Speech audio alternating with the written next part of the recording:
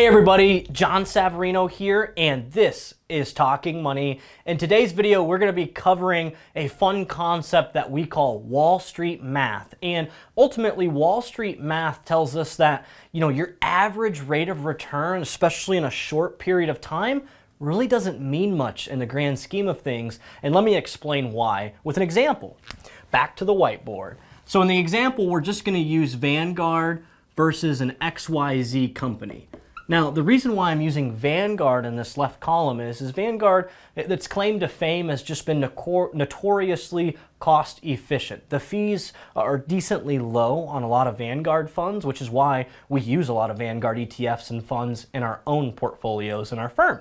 So let's just say Vanguard's going to charge us 0.1% with an S&P 500 ETF, just typically a more aggressive type ETF or investment. XYZ, on the other hand, they're a more boutique firm. They believe in more holistic style financial planning rather than just money management, so they're going to charge us 1%. So when we look at this example without knowing anything else, we want to run to Vanguard because of how much we would save in fees. Now let's just say we're going to give Vanguard $1 million to start with.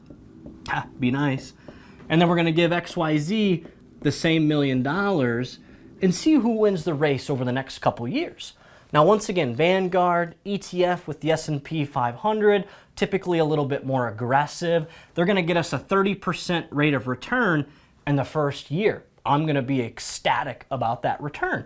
Now, XYZ, they're no dummies, but they get us a 20% rate of return because they're more focused on risk management in our portfolio. So when we start to run the two together, we're still going to Vanguard because they're cheaper. They got us a much better return. So yes, of course, I'm going to go with Vanguard. Now, one thing we know about the stock market is it's cyclical. It goes up and it goes down. So let's say in the following year, we lose 20% with Vanguard. Oh no.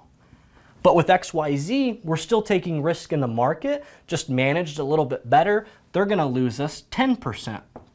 Now, when you add up the returns themselves, you're going to see 30 plus 20, well, minus 20, it's going to be a 10% divided by 2. They're going to average us 5% over those 2 years. And XYZ, 20%, negative 10, they're going to average the same rate of return. So when we look at it, they both average the same rate of return, but Vanguard's cheaper. Immediately we say, well, we're going to go with Vanguard. But let's really dig in and do the math here. 30% of $1 million in the first year would be $1,300,000, while 20% of $1 million with XYZ is going to get us $1,200,000. Now, if we take 20% loss on 1.3, it leaves us with $1,040,000.